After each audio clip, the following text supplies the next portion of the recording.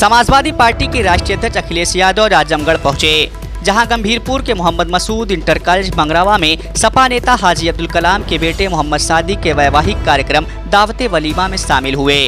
वहां अखिलेश यादव का हजारों कार्यकर्ताओं ने उनका भव्य स्वागत किया। इस दौरान अखिलेश यादव ने भाजपा सरकार पर जमकर निशाना भी साधा। इस दौरान मीडिया से बातचीत करते हुए समाजवादी पार्टी के राष्ट्रीय अध्यक्ष अखिलेश यादव ने सपा सांसद रामजीलाल सुमन और राष्ट्रीय महासचिव इंद्रजीत सरोज के बयान पर प्रतिक्रिया देते हुए कहा कि ऐतिहासिक विषयों पर बात नहीं करनी चाहिए।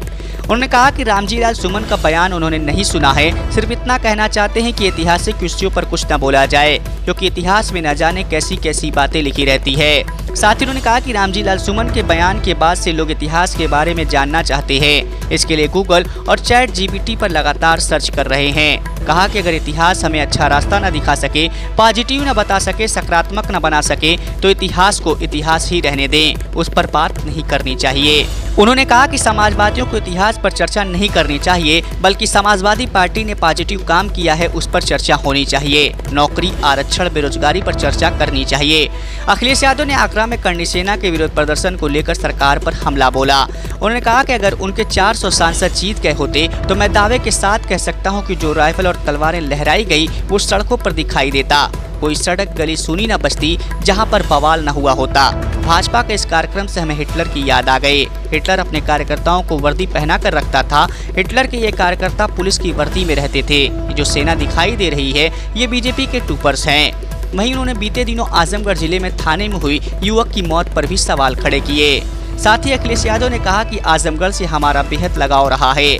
आजमगढ़ को मैंने अपना माना है। जब जब कठिन परिस्थितियां और जब भी लोकतंत्र बचाने के लिए संविधान की जरूरत पड़ी तो यहाँ की जनता ने हमेशा साथ दिया।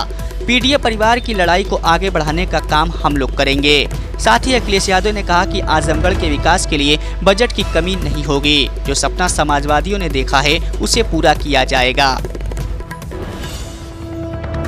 आप बताओ क्या स्थिति है लॉ एंड ऑर्डर की? जो जहां चाहता है मार देता है। और आपके जिले में दलित बताओ कस्टोडियल डेथ हो गई। इससे ज्यादा काला धब्बा पुलिस के लिए और क्या हो सकता है? कि पुलिस पे आरोप इस बात का है कि पुलिस की वजह से उस दलित ने जान दे दी। हम लोगों ने तो सहयोग किया है, मदद की है उस परिवार की। हम लोग न्याय के लिए भी लड़ते रहेंगे जिससे उस परिवार को न्याय मिल जाए। आर्थिक मदद कोई बड़ी चीज नहीं जो हम दे पाए हैं, लेकिन उसको न्याय मिलना बड़ी बात है। और फिर जीरो टॉलरेंस टू करप्शन। बताओ, ये जो इंसेंटिव की बात कर रहे थे, कहीं ये कमीशन की बात तो नहीं कर रहे थे? इंसेंटिव और कमीशन, ये बात समझने की है। मुख्यमंत्री जी कह रहे हैं इंसेंटिव, लेकिन प्रदेश में चल रहा है कमीशन। सुनने में आ रहा है अब कोई रिटायर होने जा रहा है। दो चीजें तो हमें पता है, कोई रिटायर होगा, एक तो कार्यवाहक होगा और पीछे सिंह होगा। दो चीजें तो हमें पता है, बीच का नाम आप बता देना हमें। एक, अभी कोई रिटायर होने जा रहे हैं, सुनने में आ रहा है, बड़ा चर्चा है। लोग हमसे भी पूछते हैं कि कौन होगा, तो हमने कहा हम इतना नहीं जानते हैं। हम इतना जानते हैं कि वो कार्यवाहक होगा और नाम में सिंह होगा पीछे। अच्छा सर, इस समय जो भी चीजें हैं, बयानबाजी को लेकर काफी सर कोई बात अगर आप कह देंगे उसके मायने निकाले जाएंगे। अभी जो हंगामा हुआ, जिस तरह से आंदोलन हुआ और जिस तरह से ये लोग कह रहे थे कि हम संविधान से देश को चलाते हैं, हम बाबा साहब भीमराव अम्बेडकर जी पे मैराथन करा रहे थे। अभी लखनऊ में पता होगा मैराथन हुआ बाबा साहब के नाम पर पूरे प्रदेश में सांस्कृतिक कार्यक्रम सरकार ने कराई। सरकार ये बताए, अगर उनके 400 एमपी जीत गए होते तो मैं आपको दावे के साथ कह सकता हूँ ये जो नंगी तलवारें निकली हैं और जो राइफलें निकली हैं और जो गाली गलौज हुआ है, ये सड़कों पे दिखाई देता। कोई सड़क गली नहीं सुनी बस्ती जहां पर ये इस तरह का व्यवहार ना हो रहा होगा। तो किस भावना से कौन क्या कह रहा है इस बारे में मैं नहीं पढ़ना चाहता हूं, लेकिन बीजेपी के इस कार्यक्रम की वजह से हमें हिटलर का ट्रूपर याद आ गया। हिटलर के जमाने में हिटलर वर्दी पहना करके अपने पॉलिटिकल कार्यकर्ताओं को रखता था, जिससे कभी किसी पॉलिटिकल पार्टी से बदला लेना हो, किसी की पिटाई करवानी हो, तो वो पुलिस की वर्दी में रहते थे। ये जो सेना है ना दिखाई दे रही है, सब बीजेपी के ट्रूपर्स आज चली थी दिल्ली से। अगर इतना हंगामा है रामजीलाल सुमन जी पर, तो अगर हमारे लोग भी उसी तरह आंदोलन करने लगे तब क्या होगा?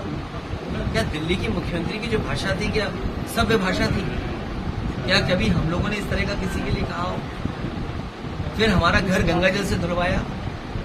सोचो, चलो मैं तो बुरा नहीं मान रहा हूँ क्योंकि राजनीति में हूँ, लेकिन जो हमारी आने वाली पीढ़ी है उस पर क्या गुजरती होगी? चाहे वो गाजीपुर हो, आपका जौनपुर है, आपका बलिया है, मऊ है, और आसपास के सभी जनता से मैं धन्यवाद देना चाहता हूँ। वैसे तो मैंने कई मौकों पर कहा है कि कठिन परिस्थितियां जब थीं लोकतंत्र बचाने की, संविधान बचाने की, तो यहाँ की जनता ने एकजुट होकर के हमारा साथ दिया। पीडीए परिवार से एकजुटता जो दिखाई दी है, उस लड़ाई को हम संकल्प लेते हैं आगे बढ़ाएंगे।